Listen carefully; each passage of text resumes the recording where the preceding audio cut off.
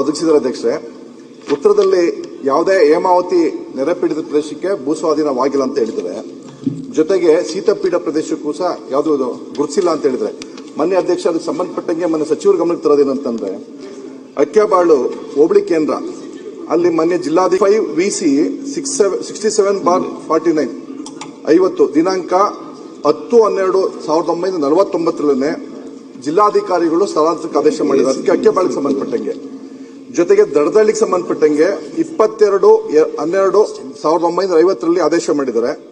ಜೈನಹಳ್ಳಿ, ಮಾಚೋಳಲ್ಲು ಮತ್ತು ಮುದ್ಲಾಪುರಕ್ಕೆ ಸಂಬಂಧಪಟ್ಟಂಗೆ 28/6/1947 ಆದೇಶ ಮಾಡಿದ್ದಾರೆ ಅಧ್ಯಕ್ಷ. ಇದು ಮಂದಗೆರೆ ಮತ್ತು ಹೇಮಾವತಿ ನಾಳೆ ಅಣೆಕಟ್ಟು ಹೇಮಾವತಿ ನದಿಗೆ ಅಡ್ಲಾಗಿ ಅಣೆಕಟ್ಟು ಸಂದರ್ಭದಲ್ಲಿ ಅದು ಶೀತಪೀಡಿತ ಪ್ರದೇಶ ಅಂದ್ಬಿಟ್ಟು ಅದನ್ನು ಶಿಫ್ಟೆಡ್ ಮಾಡಲಿಕ್ಕೆ ಆದೇಶ ಮಾಡಿದ್ದಾರೆ. ಒಂದ್ ವೇಳೆ ಅಕ್ವೈರ್ ಆಗಿಲ್ಲ ಅಂತಂದ್ರೆ ಸ್ಥಳಾಂತರಕ್ಕೆ ಹೆಂಗ್ ಆದೇಶ ಮಾಡ್ತಿದ್ರು ಅದೊಂದು ಮಾನ್ಯ ಸಚಿವರಿಗೆ ಸಂಬಂಧಪಟ್ಟ ಅಧಿಕಾರಿಗಳು ಸ್ಪಷ್ಟವಾದ ಮಾಹಿತಿ ಕೊಟ್ಟಿಲ್ಲ. ಇದಕ್ಕೆ ಸಂಬಂಧಪಟ್ಟಂಗೆ ಮಾನ್ಯ ಸಚಿವರಿಗೆ ನಾನೇ ಸಂಬಂಧಪಟ್ಟ ಎಲ್ಲಾ ದಾಖಲೆಗಳೊಂದಿಗೆ 12/9/2020 ಮನವಿ ಕೊಟ್ಟಿದ್ವಿ.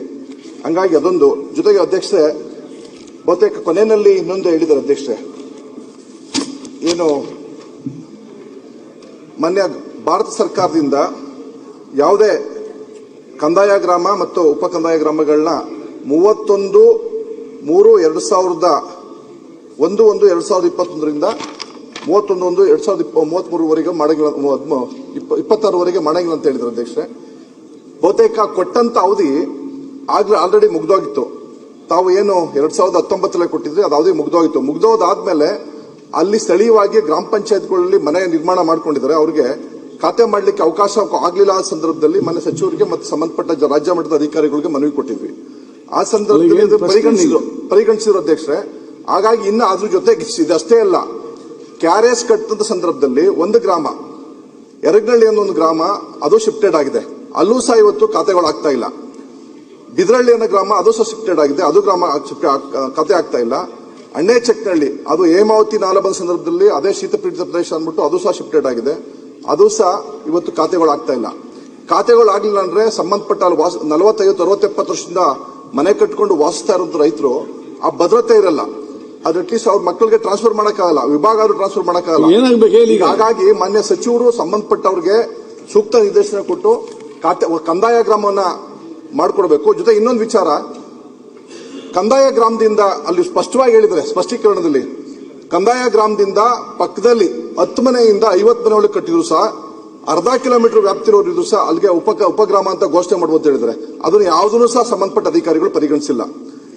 ನಾವು ಮಾನ್ಯ ಸಚಿವರು ಮತ್ತು ರಾಜ್ಯ ಮಟ್ಟದ ಅಧಿಕಾರಿಗಳು ಕೊಟ್ಟಂತ ಮನವಿ, ನಾವು ಕೊಟ್ಟಂತ ಮನವಿ ಮೇಲೆ ನಮ್ಮ ತಾಲೂಕು ಮಟ್ಟದ ಅಧಿಕಾರಿಗಳು ಕಟ್ಟಿದ್ದಾರೆ. ಅವರು ತಮ್ಮಿಂದ ಪ್ರಶ್ನೆ ಆದ ನಂತರ 3ನೇ ತಾರೀಕು, ಈ ತಿಂಗಳ 3ನೇ ತಾರೀಕು 3/3/2026 DC ಅವರಿಗೆ ಪ್ರಸ್ತಾವನೆ ಕಟ್ಟಿದ್ದಾರೆ. 8-9 ತಿಂಗಳು ಸಹ ಪ್ರಸ್ತಾವನೆ ಕಳಿಸಿಲ್ಲ. ಯಾಕೆಂದ್ರೆ ಅಧ್ಯಕ್ಷ ಇದು ಸರ್ಕಾರಿ ಕಾರ್ಯಕ್ರಮಗಳಿಗೆ ಅವರಿಗೆ ವೈಯಕ್ತಿಕ ಲಾಭ ಇರಲ್ಲ, ಸ್ಥಳೀಯ ಅಧಿಕಾರಿಗಳಿಗೆ ವೈಯಕ್ತಿಕ ಲಾಭ ಇರಲ್ಲ. ಆ ದೃಷ್ಟಿಯಿಂದ ಅವ್ರು ಯಾವ ಸಹ ಗಣನೆಗೆ ತೊಗೊಳ್ಳಲ್ಲ. ಹಾಗಾಗಿ ಮಾನ್ಯ ಸಚಿವರು ಇವತ್ತು ರಾಜ್ಯದಲ್ಲಿ ತುಂಬಾ ನಾವು ಎಲ್ಲ ಪಕ್ಷಾತೀತವಾಗಿ ಅವರು ಪ್ರಶಂಸೆ ಮಾಡುವಂತ ಕೆಲಸ ಮಾಡ್ತಾ ಇದ್ದಾರೆ. ಅದು ಘಂಟಾಘೋಷವಾಗಿ ನಾವು ಎಲ್ಲಿ ಬೇಕಾದ್ರೂ ಹೇಳ್ತೀವಿ. ಹಾಗಾಗಿ ಸಂಬಂಧಪಟ್ಟ ಅಧಿಕಾರಿಗಳು ಸರ್ಕಾರಿ ಕಾರ್ಯಕ್ರಮಗಳನ್ನ ಇಂಪ್ಲಿಮೆಂಟ್ ಆಗಲಿಲ್ಲ ಅಂತಂದ್ರೆ ಕೊಟ್ಟಂತ ಗಡುವಿನಲ್ಲಿ ಅವ್ರ ವಿರುದ್ಧ ಶಿಸ್ತು ಕ್ರಮಕ್ಕೆ ಆಗಲಿ ಅವ್ರಿಗೆ ಸಂಬಂಧಪಟ್ಟ ಕ್ರಮ ಆಗಲಿಲ್ಲ ಅಂತಂದ್ರೆ ಅವರು ಜಡ್ಬಿತ್ಕೊಂಡು ಕೂತಿದ್ದಾರೆ. ಹಂಗಾಗಿ ಮಾನ್ಯ ಸಚಿವರು ಗಮನ ವಹಿಸಬೇಕು.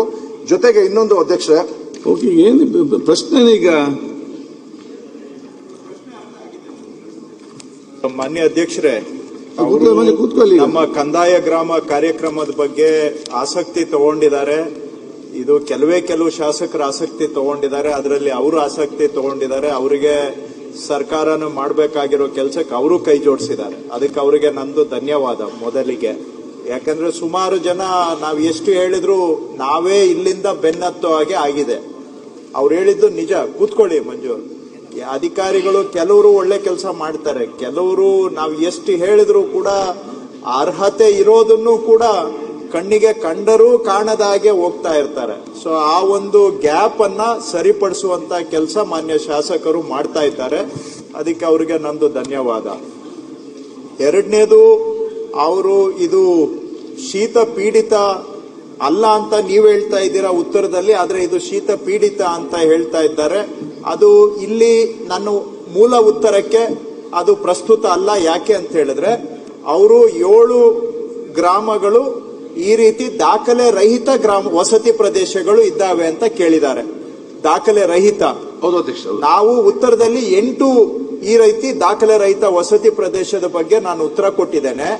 ಅಷ್ಟಕ್ಕೂ ಕೂಡ ಕಂದಾಯ ಗ್ರಾಮ ಅಥವಾ ಉಪಗ್ರಾಮ ಮಾಡಲಿಕ್ಕೆ ನಾವೀಗ ರೆಡಿ ಮಾಡಿದ್ದೇವೆ. ಅದರಲ್ಲಿ ಮಾರ್ಚ್ 16ನೇ ತಾರೀಕು ಅವರಿಗೆ ನಾನು ಗಡಿಯನ್ನ ನಿಗದಿ ಮಾಡಿದ್ದೇನೆ. ಅಷ್ಟರೊಳಗಡೆ ನನಗೆ ಪ್ರಸ್ತಾವನೆ ಬರಬೇಕು, ಮಾರ್ಚ್ 16. ಸೊ ಈಗಲೂ ಕೂಡ ನನಗೆ ದಿನನಿತ್ಯ ಪ್ರಸ್ತಾವನೆಗಳು ಬರ್ತಾ ಇದ್ದಾವೆ. ಮಾರ್ಚ್ 16ನೇ ತಾರೀಕಿಗೆ ಮೊದಲು ಇವುಗಳನ್ನ ಕಡಿಸ್ಕೊಳ್ಬೇಕು ಅಂತ ಹೇಳಿದ್ದೇನೆ. 16ರ ಬಂದರೂ ಕೂಡ ಸದ್ಯಕ್ಕೆ ಜನಗಣತಿ ಪ್ರಗತಿಯಲ್ಲಿದೆ. ಸೆನ್ಸಸ್ ಮುಗಿಯೋವರೆಗೆ ನಾನು ಈ ಕೆಲಸವನ್ನ ಕಂಪ್ಲೀಟ್ ಮಾಡಕ್ಕಾಗೋದಿಲ್ಲ. ಆದ್ರೆ ಬಂದಿದ್ದ ಪ್ರಸ್ತಾವನೆ ಎಲ್ಲ ನನ್ನ ಹತ್ರ ಜೀವಂತವಾಗಿರುತ್ತೆ ಇಲಾಖೆಯಲ್ಲಿ. ಜನಗಣತಿ ಮುಗಿದ ಕೂಡಲೇ ಅವರಿಗೆಲ್ಲ ದಾಖಲೆಗಳನ್ನ ಮಾಡಿಕೊಡ್ತೇವೆ. ಸ್ವಲ್ಪ ಸಮಯ ಆಗ್ಬಹುದು, ಆದ್ರೆ ಅವೆಲ್ಲ ಆನ್ಲೈನ್ ಸಿಸ್ಟಮ್ಗೆ ತಗೊಂಡಿದ್ದೇವೆ. ನಾಳೆ ಯಾರು ಇರ್ಲಿ ಇಲ್ಲದೆ ಹೋಗ್ಲಿ ತಾನಾಗಿ ಅವರಿಗೆ ಬಾಕಿ ಕೆಲಸ ಮಾಡಿಕೊಡುವಂತಹದ್ದು ಮಾಡಿಕೊಡ್ತೇವೆ. ಈಗ ತಮ್ಮ ಪ್ರಶ್ನೆಗೆ ತಾವು 7 ಹೇಳಿದ್ರಿ. 8ರಲ್ಲಿ ನಾವು 7ಕ್ಕೆ ಕಂದಾಯ ಗ್ರಾಮ ಅಥವಾ ಉಪಗ್ರಾಮ ಮಾಡುವಂತ ಅದಕ್ಕೆ ಕೈಗೆತ್ಕೊಂಡಿದ್ದೇವೆ. ಹಾಗೂ ಒಂದರಲ್ಲಿ ಮಾತ್ರ ಸ್ಥಳೀಯರ ತಕರಾರಿದೆ ಅಂತ ಬರೆದಿದ್ದಾರೆ. ನಮ್ಮ ಕಾನೂನಿನಲ್ಲಿ ತಕರಾರು ಇದ್ರೂ ಕೂಡ ಮಾಡಲಿಕ್ಕೆ ಅವಕಾಶ ಇದೆ. ಸೊ ನಾನು ಅವ್ರಿಗೆ ಸೂಚನೆ ಕೊಟ್ಟಿದ್ದೇನೆ, ತಕರಾರು ಮಾಡೋರು ಮಾಡ್ಲಿ, ನೀವು ಇದನ್ನು ಕೂಡ ತಗೊಳ್ಳಿ ಅಂತ ನಾನು ಅವ್ರಿಗೆ ಹೇಳಿದ್ದೇನೆ. ಇದಲ್ಲದೆ ಬೇರೆ ಇವತ್ತು ಕೇಳದೆ ಇರೋದಲ್ಲದೆ ಬೇರೆ ಊರುಗಳ ಹೆಸರು ತಾವು ಹೇಳಿದೀರಾ. ನನ್ಗೊಂದು ಚೀಟಿಯಲ್ಲಿ ಬರ್ಕೊಟ್ರೆ ನಾನು ಇವತ್ತೇ ಜಿಲ್ಲಾಧಿಕಾರಿಗಳಿಗೆ ಹೇಳಿ ಅವುಗಳನ್ನು ಕೂಡ ನಾನು ಪ್ರಸ್ತಾವನೆ ತರಿಸ್ಕೊಳ್ತೇನೆ. ಆದ್ರೆ ನಿಜ, ಕೆಲವು ನಾವು ಎಷ್ಟೇ ಪ್ರಯತ್ನ ಮಾಡಿದ್ರು ಇನ್ನೂ ಸುಮಾರು ಅರ್ಹ ಇರೋವು ಬಿಟ್ಟೋಗಿದ್ದಾವೆ. ಎಲ್ಲಿ ಕೆಲವು ಶಾಸಕರ ಆಸಕ್ತಿ ತಗೊಂಡಿದ್ದಾರೆ ಅಲ್ಲಿ 100ಕ್ಕೆ 95% ಆಗ್ತಾ ಇದೆ. ಈಗ ಆಲ್ರೆಡಿ ನಮ್ಮ ಸರ್ಕಾರ ಬಂದ ಮೇಲೆ 2,17,000 ಹಕ್ಕುಪತ್ರ ಕೊಟ್ಟಿದ್ದೇವೆ. ಆದ್ರೆ ಇನ್ನೂ ನನಗೆ ಈಗ ಬಂದಿರೋ ಪ್ರಸ್ತಾವನೆಗಳಲ್ಲಿ ಇನ್ನೂ ಸುಮಾರು 1,50,000ದಿಂದ 2 ಲಕ್ಷ ಮನೆಗಳಿಗೆ, ಇಂತಹ ಮನೆಗಳಿಗೆ ಹಕ್ಕುಪತ್ರ ಕೊಡ್ಲಿಕ್ಕೆ ಇನ್ನೂ ನನಗೆ ಪ್ರಸ್ತಾವನೆ ಬಂದಿದೆ. ಬಹುಶಃ ಇದನ್ನೂ ಹೊರತುಪಡಿಸಿ ಇನ್ನೂ ಇಂತಹ ಪ್ರಕರಣಗಳು ಇದಾವೆ. ಅದು ಸ್ಥಳೀಯ ಅಧಿಕಾರಿಗಳಿಗೆ ಬಿಡದೆ ಜನಪ್ರತಿನಿಧಿಗಳು ಆಸಕ್ತಿ ತಗೊಂಡು ನಮ್ ಗಮನಕ್ಕೆ ತಂದ್ರೆ ಅದು ಪರಿಹಾರ ಕೊಡಬಹುದು. ತಾವು ಹೇಳಿದ್ದೀರಾ, ನನ್ಗೊಂದು ಚೀಟಿಯಲ್ಲಿ ದಯವಿಟ್ಟು ಬರೆದು ಕೊಡಿ. ಅದನ್ನ ನಾನು ಇವತ್ತೇ ಸೂಚನೆ ಕೊಟ್ಟು ಅವು ಪ್ರಸ್ತಾವನೆ ತರಿಸ್ಕೊಳ್ತೀನಿ. ಮೊನ್ನೆ ಅಧ್ಯಕ್ಷ ಸಚಿವರ ಉತ್ತರವನ್ನ ಸ್ವಾಗತಿಸ್ತೀನಿ ಅಧ್ಯಕ್ಷ. ಜೊತೆಗೆ ಅದೇ ಸಂಡೆ 2 ಮಾತು. ಇನ್ನೊಂದು 94 ಸೀರಲ್ಲಿ 660 ಅಪ್ಲಿಕೇಶನ್ ಹಾಕಿದ್ರೆ ಅಧ್ಯಕ್ಷ, 45 ಮಾತ್ರ ಮಾಡಿದ್ರೆ ಮೊನ್ನೆ ಸಚಿವರ ಗಮನಕ್ಕೆ. ಇನ್ ಬಾಕಿವೆಲ್ಲ ವಜಾ ಮಾಡಿದ್ರೆ. ಜೊತೆಗೆ ಮಾನ್ಯ ಕಂದಾಯ ಸಚಿವರು ಮತ್ತು ಫಾರೆಸ್ಟ್ ಸಚಿವರು ಇಬ್ರು ಸೇರಿ ಡೀಮ್ಡ್ ಫಾರೆಸ್ಟ್ ವಿಚಾರಕ್ಕೆ ಹೇಳಿದ್ರು. ನಮ್ಮಲ್ಲಿ 180 ಗ್ರಾಮ ಸರ್ವೆ ನಂಬರ್ನ ಅವರ ರೆವಿನ್ಯೂ ಇಲಾಖೆ ಮಾಹಿತಿ ಪ್ರಕಾರ ಇದೆ. ಅದರಲ್ಲಿ 2 ಗ್ರಾಮ ಮಾತ್ರ ಕೊಟ್ಟಿದ್ದಾರೆ. ಒಂದು ತಿಮ್ಮಪ್ಪನಗುಡ್ಡ, ಒಂದು ಮೈಲ್ನಳ್ಳಿ. ಅವಾಗ 6/3/2025 6 ತಿಂಗಳ ಒಳಗಡೆ ಮಾಡಬೇಕು ಅಂತ ಗಡಿ ನಿಗದಿಪಡಿಸಿದ್ದಾರೆ. 6/3/2025 6 ತಿಂಗಳ ಗಡಿ ಟೈಮ್ ಕ್ಲೋಸ್ ಆಗಿದೆ. 184 ಗ್ರಾಮದಲ್ಲಿ ಬರೀ 2 ಗ್ರಾಮ ಮಾತ್ರ ಕೊಟ್ಟಿದ್ದಾರೆ. ಇದು ಮಹತ್ವ. ಸಾರ್ವಜನಿಕವಾಗಿ ರೈತರು ನಮ್ಮ ತಾಲೂಕಿನಲ್ಲಿ 1,257 ಅರ್ಜಿಗಳು ಬಗರುಕುಂ ಬಾಕಿ ಇದೆ. ಇದು ನಿಗದಿ ಆಗದೇನೆ ಆ ಬಗರುಕುಂ ಕೆಲಸಗಳನ್ನ, ಅರ್ಜಿಗಳನ್ನ ಕೈಗೆತ್ತಿಕೊಳ್ಳಕ್ಕಾಗಲ್ಲ. ಹಂಗಾಗಿ ಆದಷ್ಟು ಬೇಗ ಇದನ್ನು ಸಹ ಮಾನ್ಯ ಸಚಿವರು ಸಂಬಂಧಪಟ್ಟ ಅಧಿಕಾರಿಗಳ ಮುಖಾಂತರ ಬೇಗ ಮಾಡಿಸ್ಕೊಡ್ಬೇಕು ಅಂತ ಸಚಿವರಲ್ಲಿ ತಮ್ಮ ಮೂಲಕ ಮನವಿ ಮಾಡ್ಕೊತೀನಿ ಅಧ್ಯಕ್ಷ. ಅವರು ಈಗ ಸಂಪೂರ್ಣ ಪ್ರತ್ಯೇಕ ವಿಷಯದ ಬಗ್ಗೆ ಪ್ರಸ್ತಾಪ ಮಾಡಿದ್ದಾರೆ ಅಧ್ಯಕ್ಷರೇ.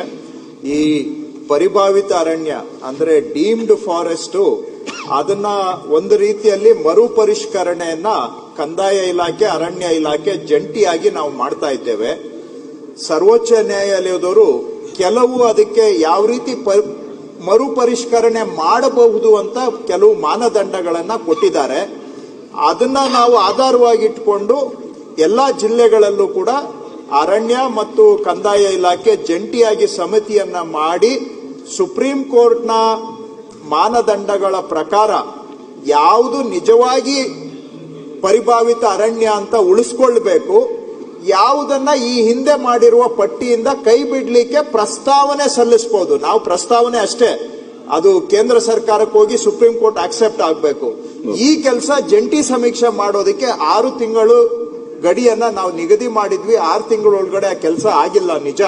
ಆದ್ರೆ ಇದು ಬಹಳ ಸವಾಲಿನ ಕೆಲಸ ಆಗಿದೆ. ನಾವು ಬೆನ್ನತ್ತಿದ್ದೇವೆ. ಆದಷ್ಟು ಇದಕ್ಕೆ ವೇಗ ಕೊಡುವಂತ ಕೆಲಸ ಮಾಡ್ತೇವೆ. ಆದ್ರೆ ಇದು ಬಹಳ ಸಮಸ್ಯೆಗೆ ಒಂದು ಪರಿಹಾರ ಕೊಡ್ತಾ ಇದ್ದೇವೆ.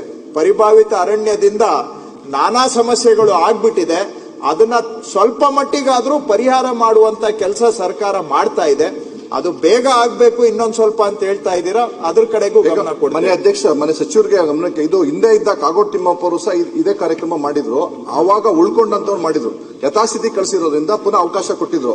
ಅದನ್ನ ಸಂಪೂರ್ಣವಾಗಿ ಈ ಹಂತದಲ್ಲೂ ಸಹ ನಾವು ತುಂಬಾ ನಿರೀಕ್ಷೆ ಇಟ್ಕೊಂಡಿದ್ದೀವಿ. ಇದರಿಂದ ಬಹುತೇಕ ರಾಜ್ಯದ ಅನೇಕ ರೈತರಿಗೆ ಅನುಕೂಲ ಆಗುತ್ತೆ. ಕೆಲಸ ಕಾರ್ಯದರ್ಶಿ ವರದಿ ಮಾಡಿಕೊಡ್ಬೇಕು ಅಂತ ಮೂಲಕ ಮನವಿ ಮಾಡ್ಕೊತಿದ್ದೀವಿ.